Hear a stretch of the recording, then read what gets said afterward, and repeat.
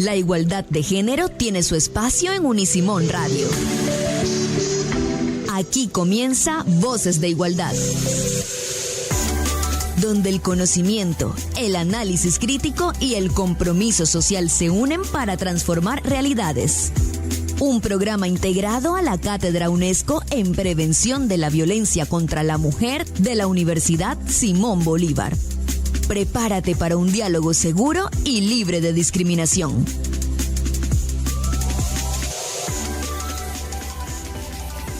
Bienvenida a toda la comunidad universitaria a este programa Voces de Igualdad de la Cátedra UNESCO en Prevención de Violencia contra la Mujer, apoyada por Unisimón Radio Digital, el Centro de Investigación e Innovación Social José Consuegra Higgins y el Departamento en Ciencias Sociales y Humanas de la Universidad Simón Bolívar.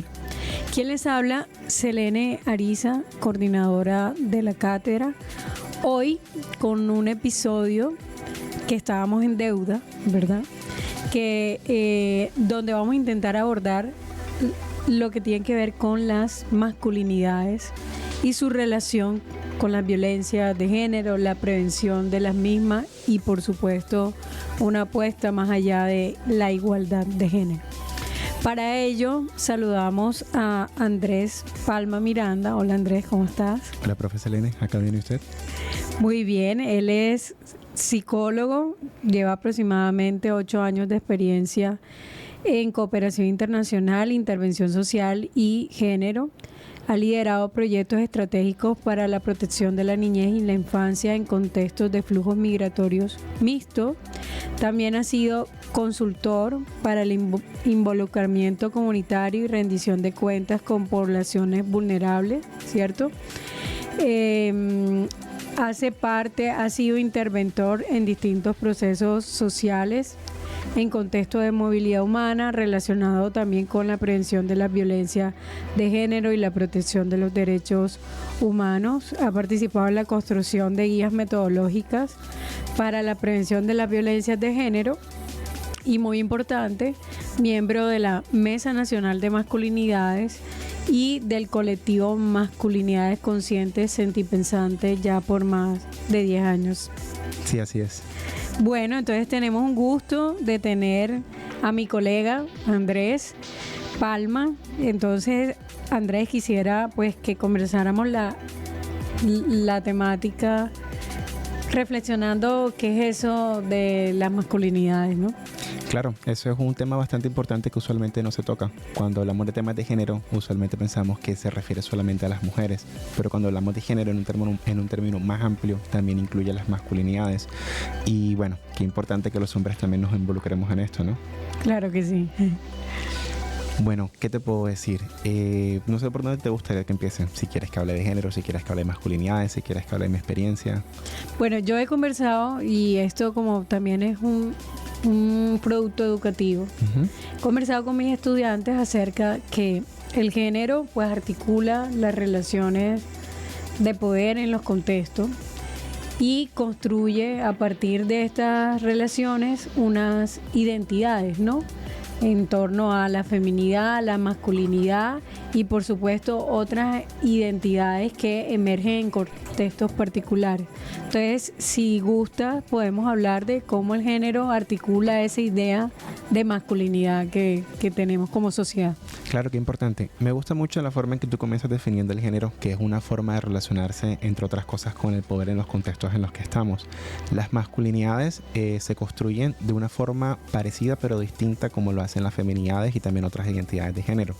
Las masculinidades, por ejemplo, esto sí es algo muy común que tenemos con las mujeres, se inicia desde el momento del embarazo. Creería que incluso podríamos hablar desde el momento de la concepción, ya que desde ahí empiezan una serie de, por llamarlo así, fuerzas culturales, familiares, institucionales, que empiezan a permear y a moldear lo que va a ser ese hombre. Por ejemplo, a nosotros los hombres, desde que somos muy niños, nos tienden a inculcar mucho el proceso de demostrar la hombría, de entre más bravos seamos, pues más hombres somos, y entre mejor podamos reprimir nuestras emociones también, en el futuro más hombres somos. Los niños tienen una gran diferencia con los hombres. Yo lo llamaría, sí, diferencia por dos razones particulares. A los niños, cuando todavía están pequeños, se les permite ser tiernos, se les permite ser amorosos, se les permite llorar, se les permite expresar otras emociones distintas a la rabia, pero a los hombres con el tiempo llega un momento en que no. Yo creo que es un proceso que se da entre el final de la niñez y el comienzo de la adolescencia, cuando ya las emociones comienzan a castrarse, y ciertas frases que son muy culturales como no llore, que los hombres no lloran, empiezan a mostrarse así. Desde ese sentido, los hombres, en la medida en la que vamos creciendo, no solamente empezamos a reprimir emociones, sino también empezamos a tener otros comportamientos sociales que indican que somos hombres. Y no solo cualquier tipo de hombres, sino hombres más hombres que otros hombres. ¿Qué quiere decir eso? Qué interesante, ¿no? Sí. Digamos que existe algo que es como una escala social de la masculinidad. ¿Qué es un hombre que es más hombre que otro hombre? ¿Qué es un hombre que es menos hombre que otro hombre? Los que están en la escala social masculina, por ejemplo, son los hombres europeos, los hombres gringos, que usualmente son blancos, son adinerados, tienen muchas posesiones materiales, acumulan también bastantes parejas, usualmente femeninas, y tienden a ser también como un modelo utópico que se vende culturalmente. James Bond, por ejemplo, en los 90, en los 2000, Cristiano Ronaldo también, que de pronto es un ejemplo desde el deporte, Manolo Cardona, que es un ejemplo como un poco más colombiano. Siempre buscan como figuras masculinas que busquen como demostrar lo que es la hombría. Digamos que eso es lo que está en la escala social, pero por debajo existen otros tipos de masculinidades también. Por ejemplo, los hombres que son diversos, que a pesar de que tengan una orientación sexual diversa, siguen siendo hombres. Los hombres en condición de discapacidad, que muchas veces se nos olvida también que son hombres, y otras personas que no están como tan dentro del rol o el estereotipo de las masculinidades. Las personas gorditas, los hombres que no son violentos, las personas que son más bien como muy expresivas físicamente y así. Es decir, como el género no actúa en sí misma como una categoría que organiza la realidad de la sociedad, se articula con otras categorías como la clase social, lo racial, el territorio, la discapacidad, la edad. Y entonces en esa articulación que le llamamos interseccionalidad, hay unos hombres que lo voy a tomar como una pirámide. Uh-huh. Están en el punto más alto de la pirámide y por debajo vienen otros hombres. Entonces la masculinidad es definida en relación a ese punto más álgido de masculinidad. Entonces los otros que no cumplen vienen como, entiendo, uh-huh, perdiendo ese valor y para la sociedad, no significa, sí, quiere decir que hay unos hombres que son más valiosos que otros al sistema. Así es, al sistema.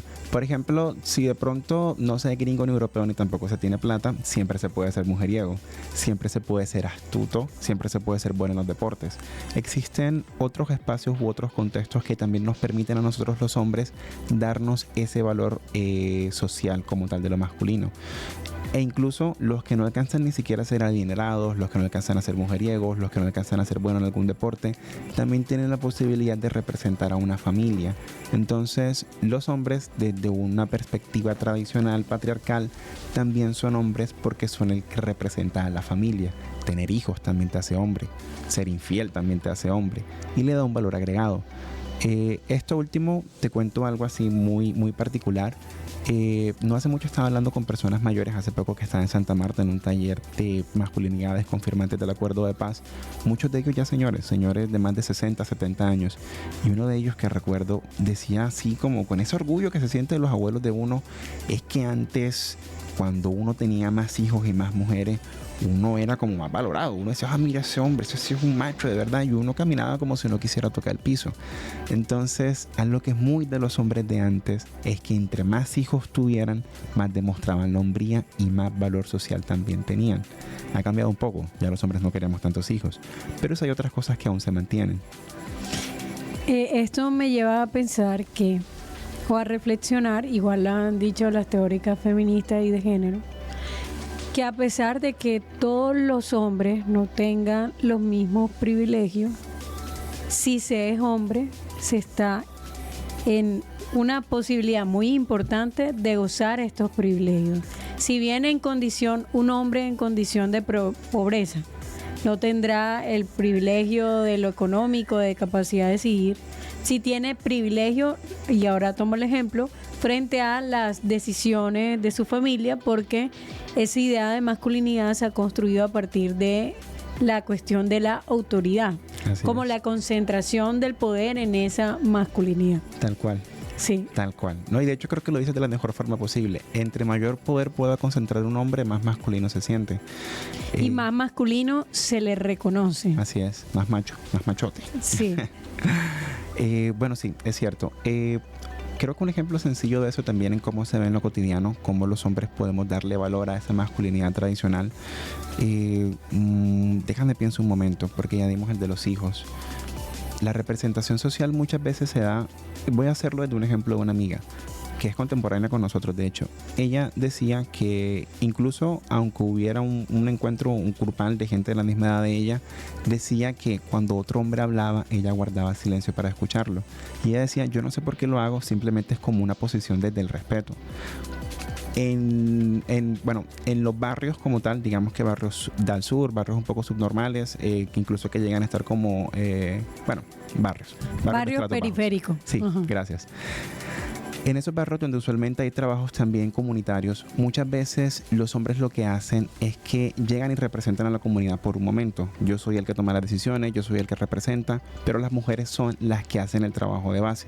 Y muchas veces ellas se encuentran solas haciendo todo el trabajo comunitario, mientras ellos solamente se llenan la boca de qué es lo que se tiene que hacer y qué es lo que no se tiene que hacer. Como si mandar fuera suficiente. Y se quedan solamente ahí. Yo mando y yo soy terco porque eso fue lo que me enseñaron. Con ese ejemplo que tú acabas de colocar, voy a retomar como la propuesta de Bourdieu en cuanto a la dominación masculina y cómo hombres, mujeres, identidades de género diversa, igual asimilamos toda esta estructura social, la asimilamos como válida en nuestras propias identidades, pero también en relación con los otros. Entonces, aunque seamos mujeres, eso no implica necesariamente que cuestionemos el orden y no implica que hayamos deconstruido la manera en cómo hemos aprendido a relacionarnos con esos hombres, entendiendo a esos hombres desde un lugar distinto a las mujeres, ¿no? Entonces, por eso estos temas nos atraviesan, digamos, a ambos, y no por el hecho de ser mujer significa que estás de acuerdo, por ejemplo, con la igualdad o que no tienes conductas y comportamientos que contribuyan a que este sea el status quo, ¿no? La desigualdad. Sí, así es. Como el machismo es un tema de relaciones, la forma en que nos relacionamos, ahí también podemos aceptar que las mujeres pueden ser machistas. No por el hecho de que no sean hombres, no significa que no puedan serlo. ¿Qué significa? Que la forma en que una mujer se relaciona con otras mujeres o incluso con los hombres también puede ser desde el machismo. Y hay algunos privilegios que algunas mujeres digamos que mantienen como ese estatus de belleza o están más cerca como ese estatus de belleza o ese ideal de belleza que se tiene. Muchas veces, muchas de ellas se embarcan desde el machismo para tener ciertos privilegios. Me parece importante que lo hablemos, no tanto como para hacer una crítica hacia el género femenino como tal, sino más bien para hacer una crítica hacia lo cultural. Hay algo, esto es un ejemplo y quiero usarlo solamente como para hacer un ejemplo un poco complejo. A las embarazadas es como si socialmente les tuvieran rabia, a las mujeres que están embarazadas, porque les tiran la misma carga laboral como si no estuvieran embarazadas, pero al mismo tiempo les piden que sean buenas madres criando a la criatura que está en gestación, porque socialmente también les piden que sean madres. Una vez yo trabajaba en una organización feminista y veía cómo dos chicas feministas criticaban muy fuertemente a una mujer que estaba embarazada, que también se interesaba como un poco por el tema. ¿Qué quiere decir esto? Que el hecho de que nosotros estudiamos temas de género nos hace inmunes contra el machismo. No nos hace inmunes contra el machismo. Tú lo dijiste ahorita y me parece que es muy importante. Hay estructuras sociales que nosotros interiorizamos, hay formas de relaciones que nosotros interiorizamos que sin saberlo nos hacen relacionarnos de una forma machista. Violentamos al otro en nuestro discurso o en nuestro comportamiento porque consideramos que socialmente hablando no está cumpliendo con lo que debería ser una mujer o con lo que debería ser un hombre como tal. Entonces, en la medida en que nosotros seamos capaces de entender cómo el machismo me ha afectado o cómo el machismo también me afecta todos los días, disculpa, que me estaba entrando una llamada. Cómo el machismo nos ha afectado y cómo el machismo puede verse en lo cotidiano, es que podemos empezar a cambiarlo. Sí, lo que entiendo de la idea que estás planteando es que incluso aunque tengamos una formación o una sensibilidad, eso no implica necesariamente que hayamos desconstruido todo alrededor de este estatus, ya no de los hombres sobre las mujeres, sino de cómo la sociedad ha concebido lo masculino en un lugar jerárquico superior a todas esas construcciones que ha asimilado como femenino. Y cómo las mujeres también podemos reproducir, digamos, esas formas de violencia simbólica o violencia directa. Sin embargo, eso no resta que en ese lugar de privilegio masculino tengamos como un fenómeno social que la mayoría de hombres son quienes ejercen, no todos, son los que se han construido a partir de esta construcción, se han construido a partir de esta idea patriarcal de masculinidad, se crean o consideren el derecho sobre los cuerpos y la vida de las mujeres. Así es. Entonces, yo te preguntaría, como parte de la mesa que ha trabajado la masculinidad, ¿cómo pueden los hombres romper estos estereotipos y estos esquemas que establecen este orden desigual entre hombres y mujeres? Como, ¿sabes? Estaba pensando en otro ejemplo de cuando las mujeres también reforzamos esa masculinidad tradicional en el compañero. O cuando no sabemos, porque no se nos ha enseñado, a qué hacer frente a una masculinidad vulnerable. O sea, también ahí tenemos una corresponsabilidad. Pero al mismo tiempo, y creo que al principio decías algo, la masculinidad se construye a partir de la mirada no solo de la mujer, de la mirada de los otros hombres. Y es un intento de mostrarse en esa escala qué lugar ocupo yo como hombre. Así es. Bueno, aquí hay varias cositas. Los hombres que se creen dueños de los cuerpos de las mujeres, los hombres que ejercen violencia machista, uno como rompe eso también, uno como entabla relaciones con hombres que son vulnerables o que de pronto se están en un momento de vulnerabilidad. Y bueno, es bastante. Voy a intentar hacerlo como. Pero empecemos por la pregunta. Y después. Listo. ¿Cómo pueden romper los hombres esa idea estereotipada de lo que implica? Esa me parece que es una muy buena pregunta, porque justamente en esta época estamos en una crisis del patriarcado. Podríamos decirlo un poco como una crisis de la masculinidad también, porque ese modelo ideal que tenían antes nuestros abuelos, nuestros papás, donde el que más tuviera hijos era el más macho, donde veíamos a Rambo, donde veíamos a Pepe Le Pew, a Johnny Bravo, o sea, como ese modelo de hombre acosador o ese modelo de hombre de guerra combativo ha cambiado. Ahora no es tanto la representación de ese hombre que acumula hijos o que es súper combativo. Sigue siendo interesante, pero no es lo más importante, porque el estereotipo ha cambiado. Ahora es más hacia el discurso. Ahora uno se encuentra muchos hombres que dicen que están de acuerdo con el feminismo, que están de acuerdo con el tema de la igualdad, pero le echan la culpa a las mujeres, como si las mujeres tuvieran la responsabilidad del patriarcado, del machismo y todas estas situaciones que los hombres también hacemos. ¿Qué sucede? Pasamos de un ideal de hombre, que es una imagen del hombre rudo, fuerte, a un ideal de hombre que es un discurso. Yo demuestro que soy más hombre porque soy capaz de confrontar a una mujer desde los puntos que ella tiene. Pero uno, ¿cómo rompe eso? Porque es difícil, realmente es difícil. Lo primero es mirar para adentro. uno también tiene que cerrar los ojos y empezar a cantarse las verdades y llorarse las mentiras que le han dicho. Y empezar a ver cómo desde la infancia ese mismo modelo patriarcal nos ha castrado emocionalmente y nos ha afectado de una forma u otra. El hecho de que no podamos llorar, así los hombres de verdad lloremos. El hecho de que no podamos mostrarnos vulnerables ante otros hombres, así muchas veces estemos muy mal. O el hecho de tener que demostrar la hombría con situaciones que tú no quieres vivir, como estar borracho, como darte puños con alguien, como serle infiel a tu novia, como que otras personas te han tenido relaciones sexuales y así. Es difícil de cambiar. Cuando uno empieza a mirar la forma en que el papá se relacionaba con uno, la distancia que tuvo, cómo eso me afectó a mí, de qué forma yo me relaciono con mis amigos, si realmente soy capaz de hablar cuando me siento triste o no, es lo que nos ayuda a ir cambiando. Cuando uno se da cuenta qué es lo que le está doliendo y después de eso uno empieza a compartirlo con otras personas, se hace algo muy bonito porque uno se da cuenta que no es el único que le han pasado esas cosas. Y cuando me refiero a cosas, me refiero a un montón de cosas, violencias que pudiste tener, situaciones que no quisiste vivir, cosas que no las has podido contar a alguien, y en la medida en que lo sueltas y vas saliendo como de toda esa carga que tienes del pasado, de todas esas cosas que te aprietan muchas veces la garganta porque te duelen y más nadie lo sabe, empiezas a cambiar la forma en que ves a los otros y la forma en que te relacionas con los otros.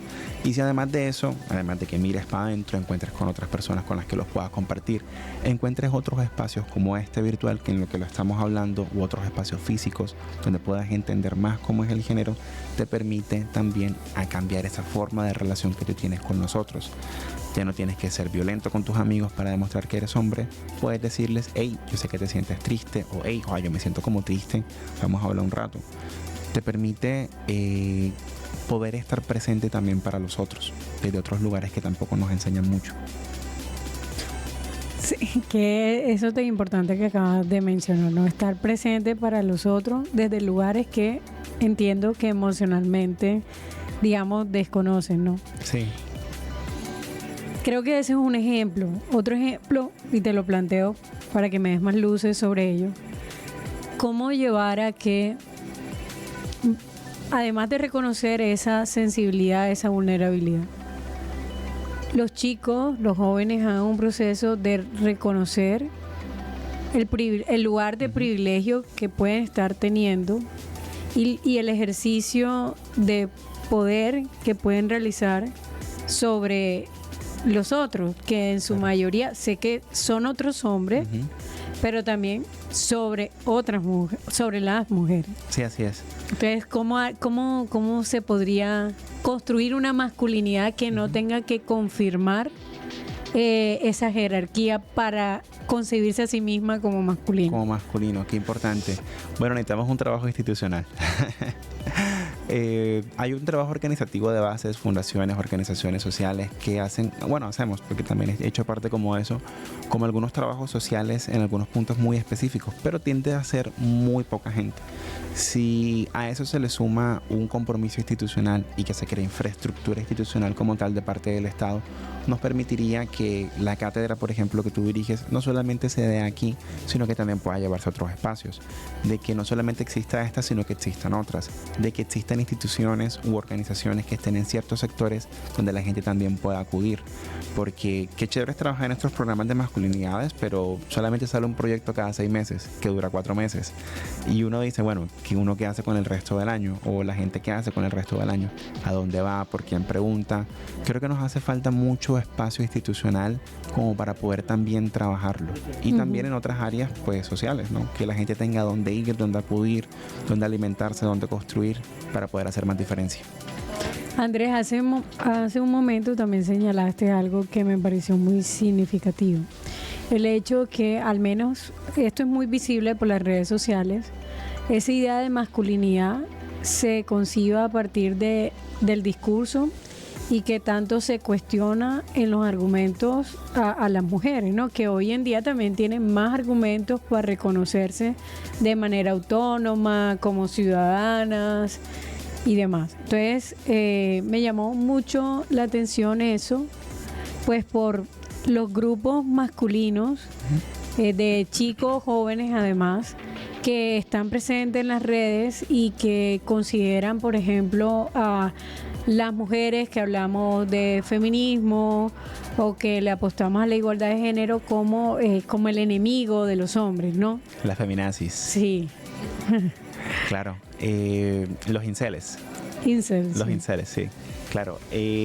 Mira qué chévere eso.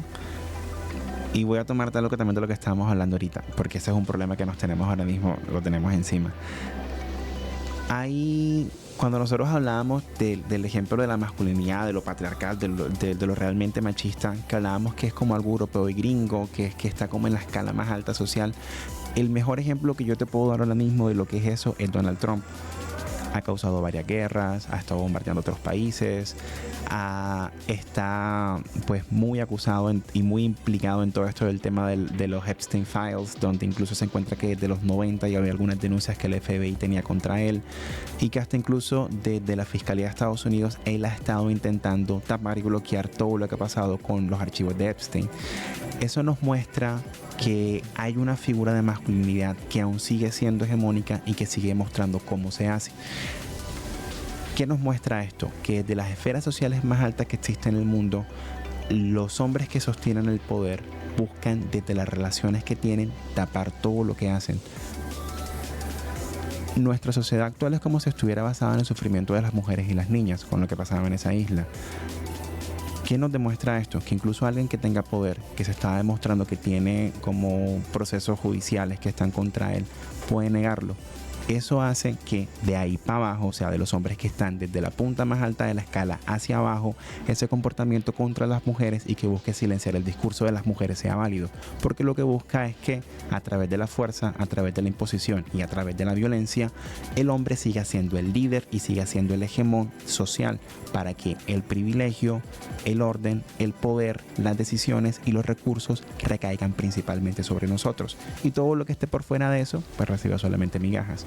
Los inceles, por ejemplo, que son comunidades de hombres o grupos de hombres que suelen culpar a las mujeres por todas las situaciones que ellos están viviendo, como por ejemplo no poder tener relaciones de pareja, no poder conseguir a alguien con quien salir, no poder tener relaciones sexuales, culpan al feminismo y todos estos movimientos feministas que han buscado la emancipación de las mujeres para que ellas no tengan que estar con cualquier persona simplemente que las mantenga económicamente como las culpables.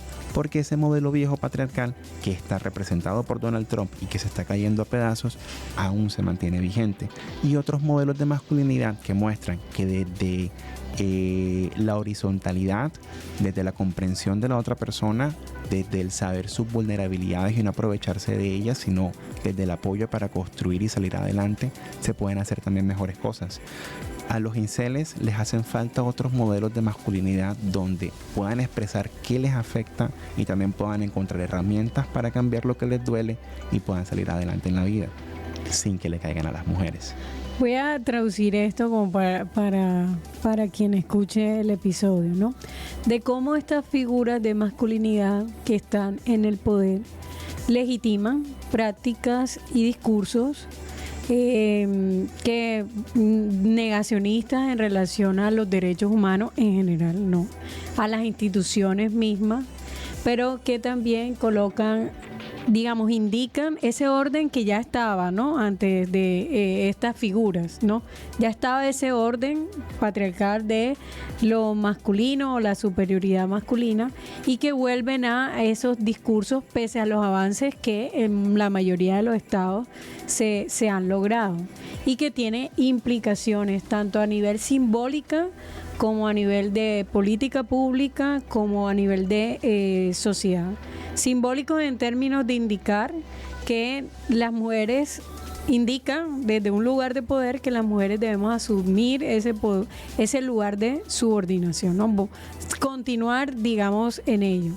Que las exigencias de las mujeres, las niñas y las jóvenes no tienen lugar en esta forma de liderazgo del Estado, digamos, porque pasan a un segundo plano, porque además lo que toma un lugar de relevancia son los discursos alrededor de la guerra y la concentración de capitales económicos. Así es. Y eso refuerza la idea, digamos, masculina. De pronto en este momento no es el hombre que concentre más mujeres, aunque sí, porque algunos de estos líderes, en términos, estamos hablando de estadounidenses, económicos y en tecnología, tienen el discurso de tener muchos hijos y tener varias mujeres, también articulado con discursos raciales, ¿no? Así es. Además de identidad nacional.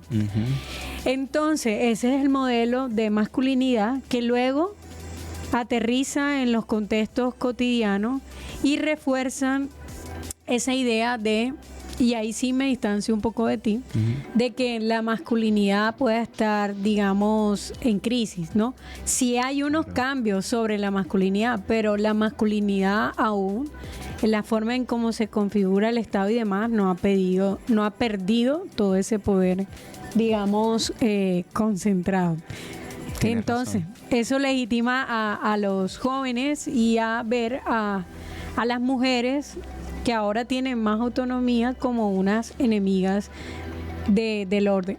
Decía Rita Segato en relación a la violación sexual, que la violación sexual como forma de violencia de género y en un marco de dominación de hombres sobre mujeres, que realmente la violación se da como una forma en que los hombres, al asumirse frágiles, quieren rescatar esa masculinidad, ese poder. Y esa violación no se hace solo con impacto en las mujeres, sino que se hace para mostrarle a esos otros hombres que representan ese lugar de poder, pero a partir de un lugar de fragilidad. Esa es la propuesta que hace Rita. Creo que tiene mucha razón cuando dice que los hombres usan el abuso sexual como una forma de dominación sobre otras mujeres.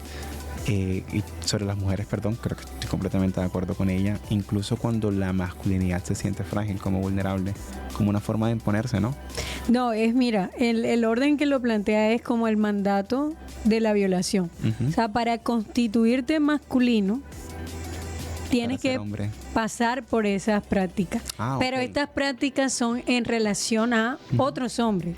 Incluso si otros hombres no están viendo eso, los hombres digamos que se tienen, tú sabes que uno tiene figura masculina, femenina en su psiquis, ¿no? Entonces, introyectado. Frente a ese imaginario masculino, se hacen esas prácticas, pero desde una identidad frágil, o sea, como para recuperar, no tanto para reafirmar la dominación. Entonces, yo me pregunto si el hecho de que estos grupos de la manosfera, de los incel, de las violaciones y demás, en el contexto del día de hoy, realmente tienen como expresión de que los hombres asimilan o consideran que frente a estos discursos feministas de igualdad de género han perdido ese privilegio y por tanto la violencia se recrudece, digamos, más. Es una lectura. No, pero estoy de acuerdo con ella.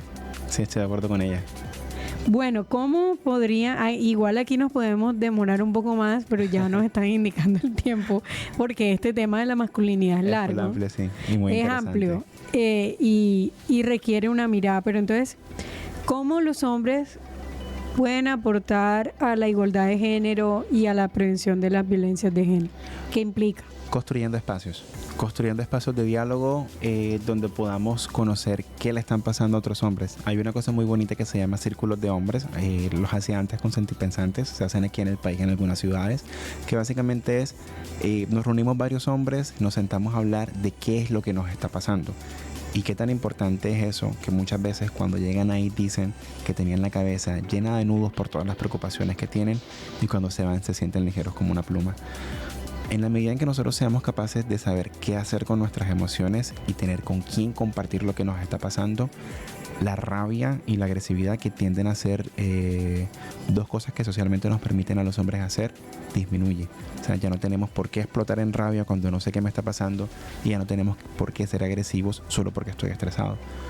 esa es una forma de poder cambiar eso. Sí, y frente a la prevención de violencia de género, ¿cómo pueden los hombres aportar? Claro, eso es muy importante. Lo primero es reconocer que nosotros somos los principales victimarios de las violencias basadas en género hacia las mujeres. Ustedes son las principales víctimas y tenemos que reconocer desde dónde viene eso. Una parte es el manejo de la frustración de ciertos tipos de hombres que no pueden lidiar con los celos, por ejemplo, y que la violencia surge como una forma de mantener la propiedad sobre el cuerpo de una mujer. Lo que nosotros realmente necesitamos para poder cambiar eso son más espacios institucionales, más espacios para compartir también, y algunos programas donde hombres que han sido violentos puedan empezar a cambiar esas estructuras sociales que han introyectado dentro de sí, donde aprendieron que, donde vieron a los papás golpeando a las mamás, donde vieron y normalizaron toda esa serie de relaciones. Es necesario poder crear programas para que ellos puedan hacer ese tránsito de la violencia a no ser violentos, y también otros espacios donde los hombres puedan encontrar respuestas a situaciones que están viviendo, no solo emocionales, sino también económicas. Sí, me haces, y ya para terminar, me haces pensar en que, un tema es el manejo de la frustración. ¿Por qué? porque hay emociones que socialmente han sido más validadas, ¿no? Como la frustración expresada a través de la ira, la rabia, a través de una conducta violenta también. Aunque agresividad y rabia no impliquen una conducta violenta, no son lo mismo.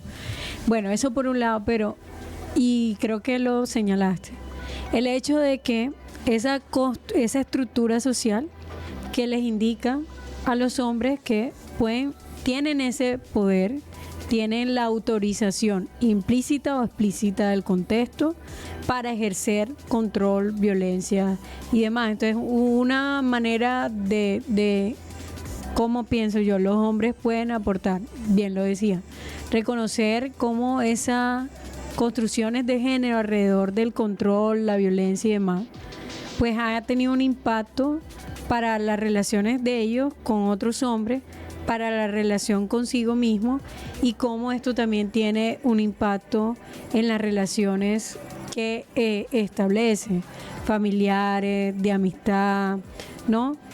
Cómo eso puede implicar para las mujeres, digamos, que sufren violencia, la consecuencia en sí misma que implica para nuestra sociedad, ¿no?